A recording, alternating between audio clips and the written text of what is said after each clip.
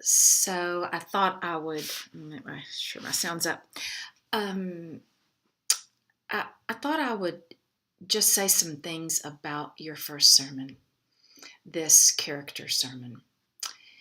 We're making a transition from 3 weeks studying the Enneagram, understanding ourselves, uh, recognizing qualities in other types. And we're now making the shift into preaching. And then you will be, of course, preaching your sermon at Gathering Days next week. This transition is, and this particular assignment is a way for you to get a deeper sense of your own type, but also to translate what you've learned, whatever you've learned, into a practice, which will be preaching. So you're integrating two different kinds of skills. So the assignment for this week is to defend your character. What I'm looking for in that assignment is, what are the qualities, based on the readings, based on the videos, based on other comments from me or other members of the class, what qualities match that biblical character? And remember that this is an art. It's not a science. What you're doing is doing your own interpreting of that character. There's a lot of different opinions, actually, certainly about biblical characters. Moses, for example, is typically seen as a 6, but in the moment when he kills the Egyptian, or there may be other moments, you see a little 8, or you see some, you see maybe a 9, pulling back, not answering God's call. Some of you all were even talking together, and I loved this, talking together about Ruth. I said, I think, that she was a 2. I can't remember who it was, but one of you all said, no, I see her as a loyalist. I see her as a 6. That's the kind of work that is really important to do right now. Lots of different Enneagram scholars see people very differently. For example, I use and believe Mr. Rogers was a 9, but a lot of people see him as a 2. Some people see, kind of shockingly to me, but some people see Matt Damon, who I see as an 8, as a 9. Barack Obama. Been a lot of controversy. In fact, when you go online, you'll see all these different opinions about different teachers' assessment of Barack Obama. I kind of think he tends to a 9. Some people still believe that he's a 3. All I'm saying is, defend your position. Bring whatever you have in terms of your knowledge to bear on that character. I do not expect that you can fully understand every nuance of the Enneagram system. But what I want to say about it is, this is what we do in every act of, whether it's biblical interpretation or interpretation of a theme. Let's say you're looking at a biblical text. If you've ever done a history of interpretation, what you're doing is looking at how that text was viewed in, say, the 3rd century, how it was viewed in the 15th century, how it's viewed in the 20th century, the 21st century, and you're looking at all the varieties of ways that this text has been interpreted. And then interpreted by political conservatives or postmodern liberals or spiritual seekers or justice seekers. Our approach to the text, our experience in life, gives us a particular way of seeing. And so interpretation is always a part of preaching. So the point really that I'm getting to is when you defend your character choice, I just want you to feel like you're on solid ground. This is where I stand. This is what I believe about this character and their Enneagram type.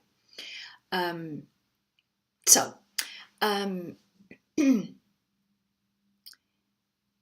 think that in all of our preaching, what feels the most important is to be clear about where you stand.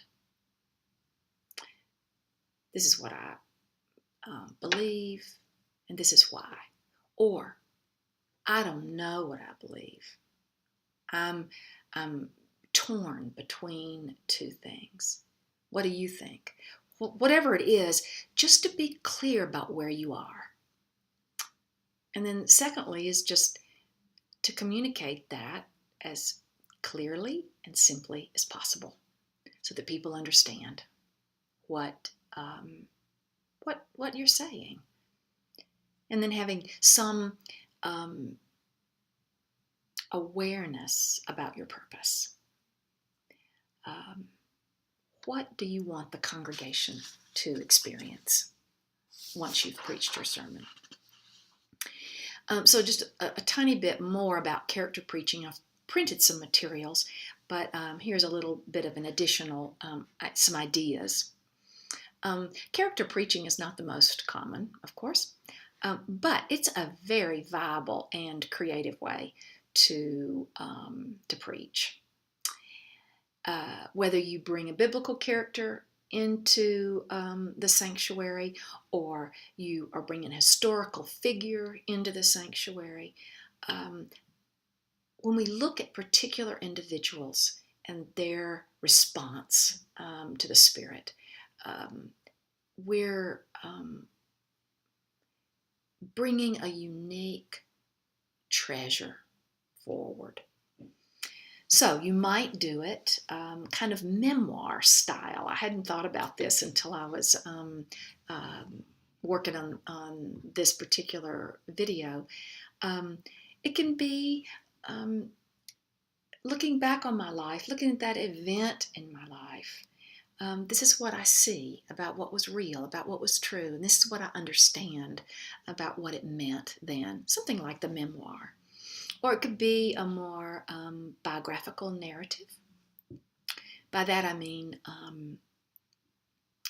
a third person saying, this person is a really important person in my life and in the life of this community or the world or whatever you believe about that. And I want to talk to you about why that person is so important. What their gifts have been, what difference they've made. If we do something like historical fiction, you can be a little bit more creative with the story. Maybe you've always heard the Mary and Martha story one particular way. And maybe you want to present an aspect of Mary or Martha that no one's ever thought about before. Or it could be the burning bush. And some way of seeing that character or that moment that no one's ever seen before. So it gives a little creative flair to it. You could also do just tell it straight, kind of a Mark Twain one-person stage act. Works beautifully, just to present the character kind of straight. So those are some more options about ways to preach. If you've never preached before, or only a few times, and I know there's several of you for whom that's the case, I wrote 7 steps to writing a sermon for you. This is going to give you a very specific format to work with, step by step by step by step, if you don't already have a process. A lot of us, when we're learning something new, like some steps to follow, best practices. Some other people want to learn for themselves. They want to build a chair, but they want to learn how to build a chair. Don't tell me how to do it yet. I want to experience how to make a chair. But also, if you preach regularly, and so several of you have been preaching pretty consistently for a few months, you are probably very well aware that you're getting into a particular kind of habit with sermon preparation. Maybe even getting into a bit of a rut already with that process. So it can be a wake up. Oh, maybe I'll try this method. My sense is, and I thought about this with my tennis swing. I started playing tennis before I really learned skills in tennis.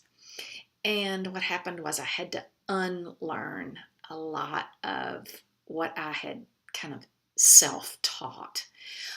So in some ways, when we learn to preach and we don't have a structure, we're just kind of finding our own way, but it's possible to unlearn some bad habits in order to develop a good process that will serve you well. I also think this might be a great time, if you have time, to check out Birthing the Sermon. There are a lot of stories about how, and this is women, have created what their process is. That can be an interesting experience to hear other people's process. And remember, too, that you're going to learn from each other. Several of you are very or more experienced than others. Maybe you'll post your best practices, what you've learned about the process.